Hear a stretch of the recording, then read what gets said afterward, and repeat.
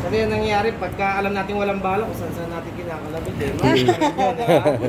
Kaya make sure na laging sa downrange lang lagi. Okay? Tanong, may bala pa rin ba siya? Wala. Wala.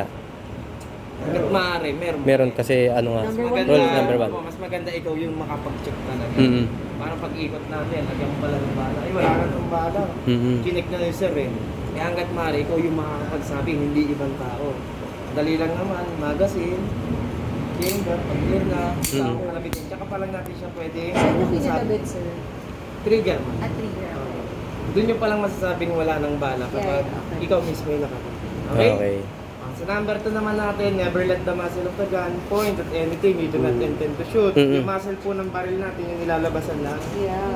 Bahala, entrance niya yung chamber. Mm-hmm. Exit niya naman ngayon si muzzle. Muzzle. Pagka common sense naman to. Mm-hmm. Huwag natin itututok yung baril. So, Mm-hmm. hindi naman natin intention.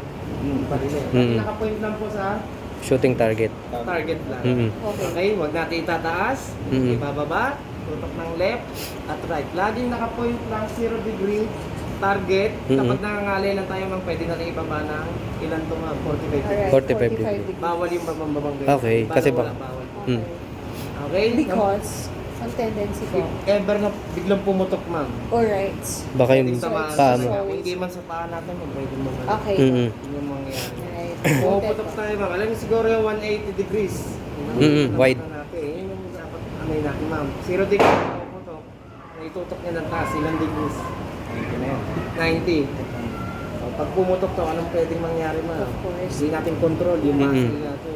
Hindi natin alam saan babagsak ang bala. Mm-hmm. From 90 ulit, balik sa 0, pumuputok. Di na ba naman? 90 pa rin. 90 pa rin. So, total of 180. Yun yung Okay. dapat Oh, tandaan nice. natin. Kasi nangyayari dyan, isa pa ma'am, 0 degree, pumuputok, may tutok ng kanan. Naku. Ikot ulit, 90, o baka mamaya ulit, may nagkakasa. So nakatutok Yes, sir. yung muscle, eh, sabay-sabay kayo puputok. Pero ang gagawin lang naman natin, dalawa-dalawa lang, Yes. para hindi rin nakaka-distract. Mhm. So, eh, laging nakapoint lang po sa target 0 degree lang. Pag nangangalay, bababa lang natin ng 45 degrees. 45. Pero ang pinaka-the best na kapag pumuputok, nandito ma'am.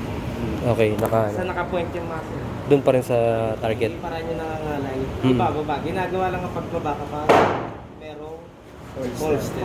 Hindi naman yan puputok kasi hindi naman natin hawak yun. Okay? Sa number 3 naman natin, keep your finger off the trigger until you are ready to fire. Always trigger finger out lang po kapag hindi tayo ready Pumutok. Nakahawak pa lang tayo ng baril, nakapasok na. Hindi Alright. consider nga natin may bala. Mhm. Puputok talaga. Lalo naka-hammer up pa. Diba? Hanggang maaari, dadangawak tayo, titignan nyo lalapagan na. Yes. Out lang din. Alright. Papasok lang Okay. po kapag puputok Ready lang. to fire na. Okay. Or nakatutok lang Sa target. target. Okay? Sa 4 naman natin, be sure of your target and what is around it. So, make sure na clear muna itong downrange natin bago tayo humawak. Okay.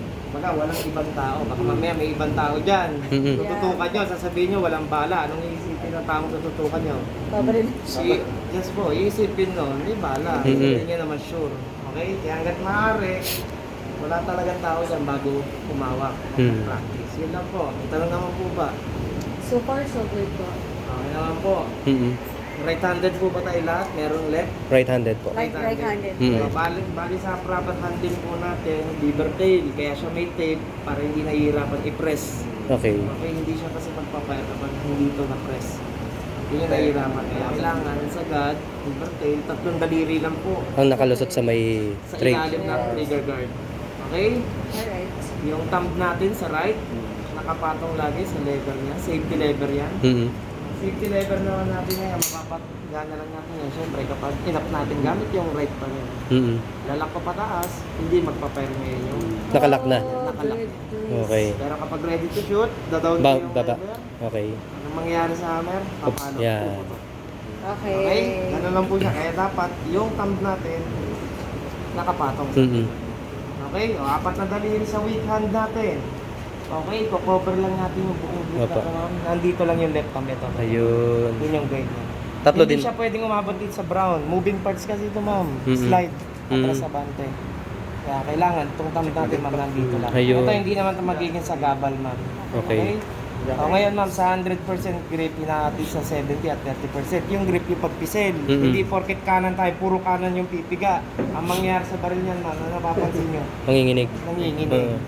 Kaya dapat, ang gagawin dyan ma'am, 70% yung weak hand. Kung saan tayo di sanay, That's perfect. mas maigpit. Yes.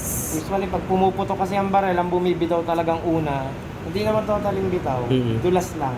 Yung kaliwa, kasi hindi tayo sanay. Tapos Yes. yun pa yung hindi natin inibiga. Kaya gagawin natin, 70% yung grip, weak hand. O ngayon, yung strong hand naman natin, magiging 30 lang. 30%. 30%. Ang trabaho lang po ng strong hand natin, umila lang ng trigger. Okay. Wow. Okay?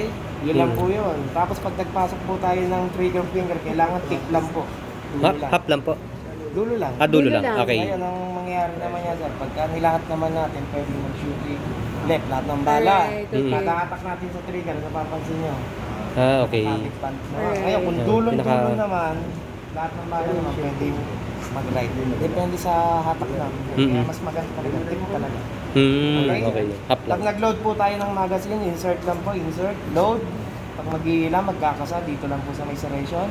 Pag nag-check po tayo, half lang. Half lang. Pero pag mag-load tayo sa chamber, sagad, then bitaw. Huwag niyo pong gagawin yung ganito ha. Hila, tapos binabalik. Yeah. Pwede So, mag-cause ng malfunction yun. so Hindi pumasok. Kailan pag-ila, bitaw na. Again, pag Pag-ila chinek, po na. ganun Pag lang chinek po. po ma'am, half Ganyan lang. lang. Ito na, para makikita Yes, yung yes. chamber. Half lang, half. Alright. Ngayon, pagka mag-load naman sa chamber, magsagad.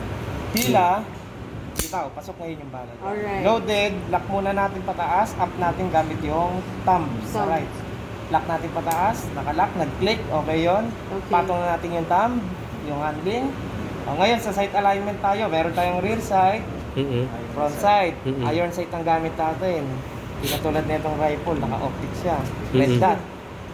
Madam, medyo ano yan, mas advantage. Okay? Advance. O, alam naman natin kung paano mag-level ng sight.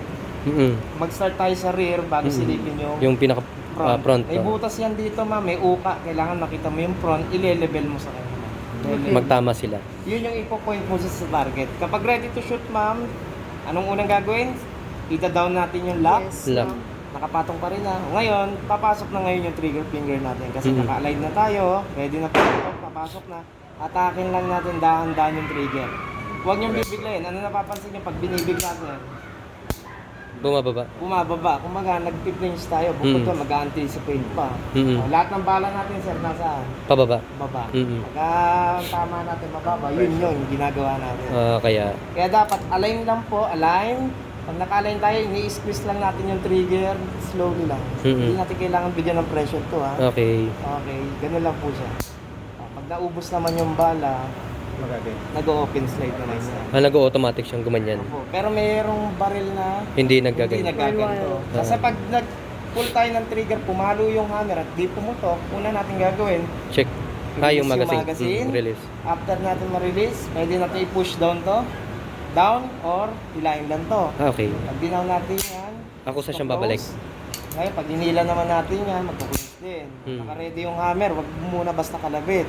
Baka pwedeng nag-malfunction. Silip muna ulit sa chamber. Kalahati. Clear na, bitaw, kalabit. Ganun lang. Sa stance naman natin pistol, kung ano yung lapad ng balikat natin, yun lang din yung pantay or bukan Ng ng paa paa. natin. Okay. Okay? O, lahat dapat ng ano natin, braso naka-forward. Kailangan natin mag-lean forward, shoulder. Okay? Lean forward natin para mas makita lalo natin yung sight alignment. Okay? O, pagdating naman sa gantong rifle, ibang klase kasi ang rifle na to.